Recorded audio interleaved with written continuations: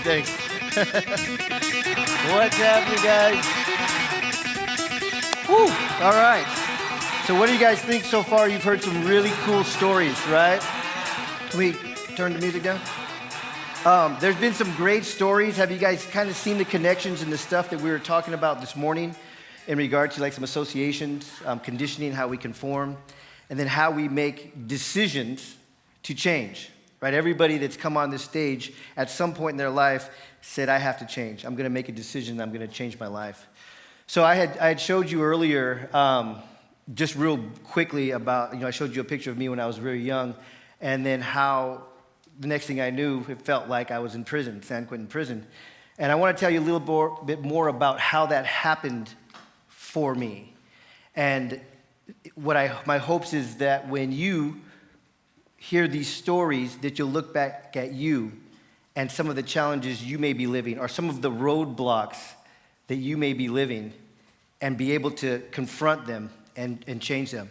So throughout my life, give me the first slide, please. Throughout my life, I always had what I would call the brick wall as a block.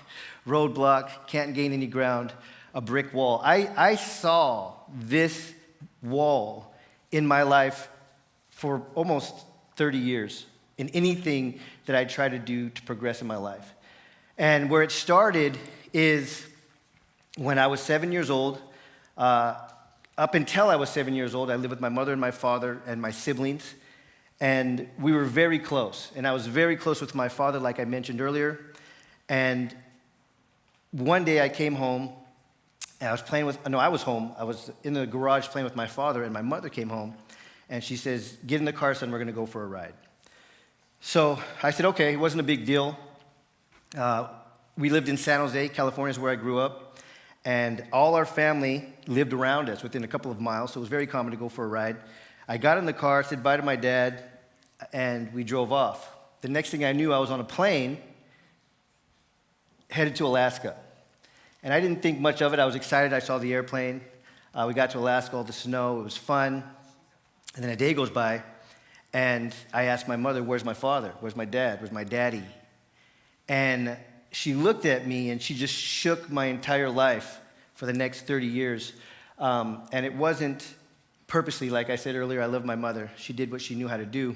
But she looked over at me, and she said, don't worry about your father. You're not going to see him again. And it shook me, literally. I felt like I didn't understand any of the emotions that I was going through. What's real important for me is understanding and expressing your emotions, but at that age, we don't know. I meet adults now. Some of my clients, some of my one-on-one clients don't know how to express their emotions, don't know what their emotions are. So I didn't know what I was feeling. Looking back, I was hurt, I was in pain. I went into depression, I had anxiety, just all these different buildup of emotions inside of me, and my 7-year-old little body didn't know how to do it, didn't know how to deal with it. So being there in Alaska, I started to cry every day, uncontrollably. I just couldn't control myself, imagining, what do you mean I'm never going to see my father again? I mean, have you ever heard something that you couldn't even comprehend? You're like, what? That wasn't even a thought that I could even imagine that it could even happen. And I would cry every day, and at school and everywhere else. And I remember going onto the playground at school in the mornings, and people would start to laugh at me, other kids. Kids are not nice sometimes. They would laugh at me. They would make fun of me. I'm the kid who cries all the time. And one day I made a decision there. And I remember I looked up at these kids, and I thought to myself, I'm never going to cry again, and I'm never going to let anybody laugh at me again. And I felt, looking back, I felt my heart harden. And no more was my life the same. No more was I a little kid playing. And from there, we did come back, and I got to see my father, but over the years, I realized why she had taken me from him. He had addictions, he had challenges, he had a lot of problems that it wasn't for a kid to be around. And my mother had experienced and lived it. I didn't see it as a little boy. I just saw this wonderful man who I loved to death, who was my father. My father ended up passing away really young, 47 years old, based on his lifestyle and his addictions. Going back from 7, that traumatic event for me tore me apart. And what it did, it led me into this weird life of fog that I had mentioned. And by 9 years old, I was doing drugs. At 13, I conceived my first child. And then at 14, I got incarcerated. And I'd spend the majority of the next 10 years incarcerated, either on the streets or incarcerated. I got out of San Quentin prison when I was 24 years old.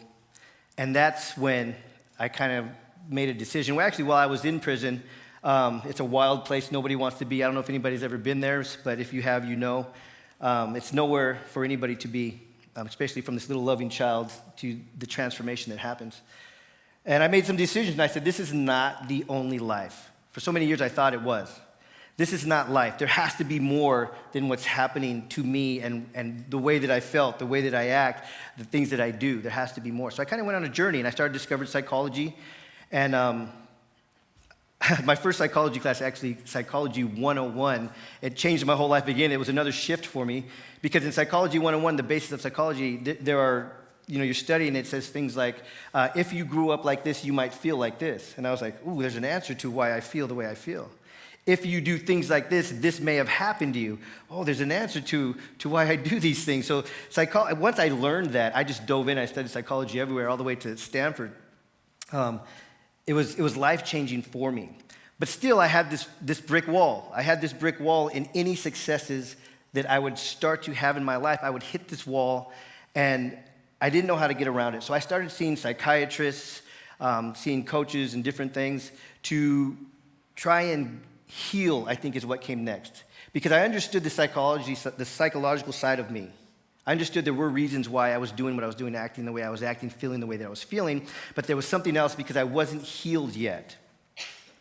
So I started going to church, and I discovered an amazing pastor. I met an amazing pastor, and he told me, learn to quiet your mind. And that's like the meditation kind of we did earlier. I learned to quiet my mind. And when you quiet your mind, you can hear from above. And you'll get the answers that you're seeking. So one day, I have a spiritual experience that completely changed my life.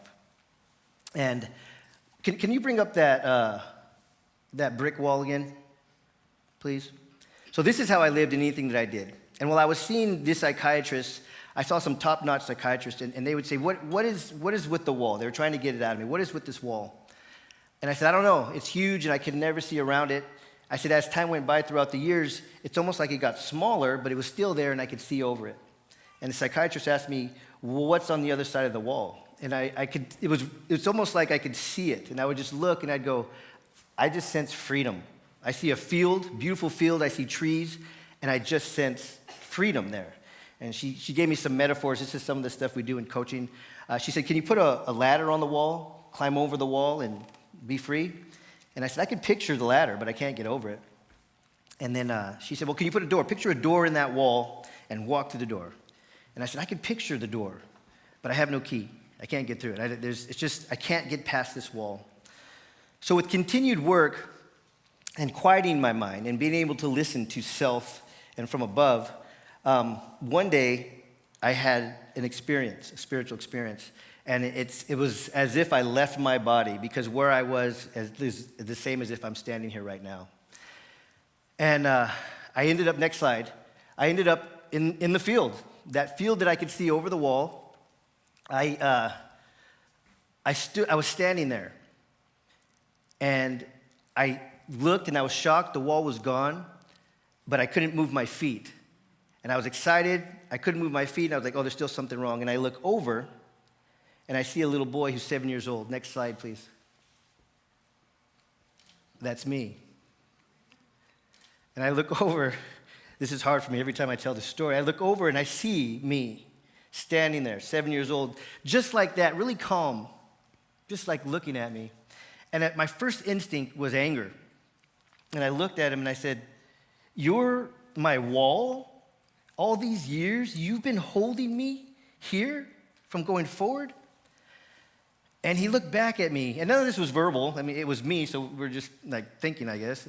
But he looks back at me, and he goes, I'm not holding you here. You're holding me here. And as soon as he said that, I'd realized that my entire life, all the streets, the prison, the masks, the depressions, the anxieties, I'd realized that I'd created that because I'd put this little boy aside.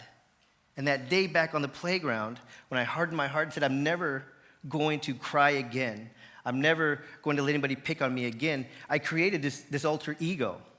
And I put this boy aside. And all these years that I was trying to get free and pass this wall, it was him going, hey, man, I'm right here. Let's live. Let's be happy. Let's be joyful. So I look at him when he says that, and I just feel this wave of energy and understanding and love. And it's overwhelming. I can feel it while we're both standing in this field. And I kneel down because now I feel bad. And I kneel down and I start to hug him. And I start to just pour into him. And I don't even know where the words are coming from, but I'm saying, I love you. You are happiness. You are joy. I'm so sorry. You are light. You are joy. You're the light of the world. And I'm just pouring all this love and light into him, and I'm apologizing to him for holding him all those years.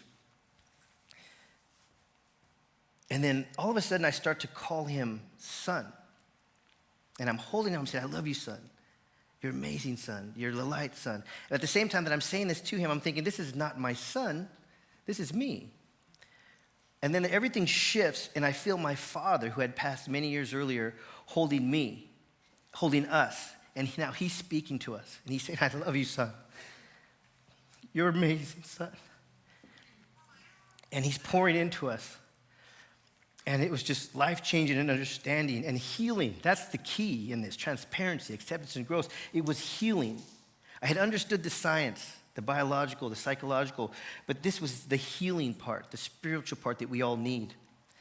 And then everything shifted one more time from us three embracing and just loving each other and pouring to each other.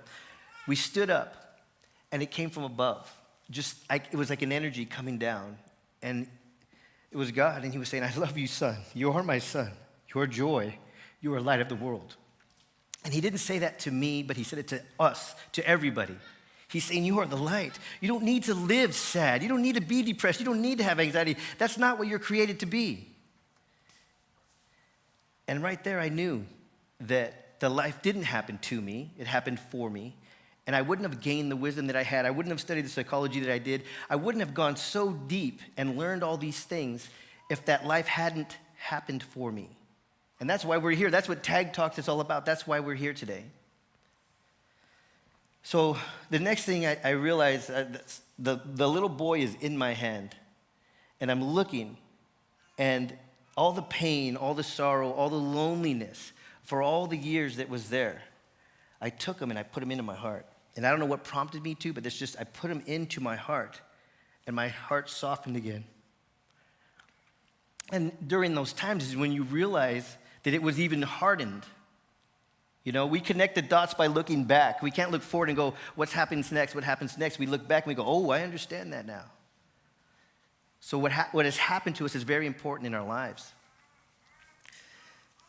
So I put him into my heart, and then he appears in front of me. And I look at him and I go, you're free. He was the one who needed that field. He was the one who needed to be free. And I said, you're free. You can go. And he looked at me, and he started to walk into the field, and he hesitated and he stopped. And he kind of turned around and he looked at me. And I looked at him and I said, you're free. You can go. But then I also realized that that's me. The hesitation is not him. It's me. And I said, no. And to myself, I said, you're free. You can go. And the little boy ran to the field. And the freedom was there. And that's what I want for everybody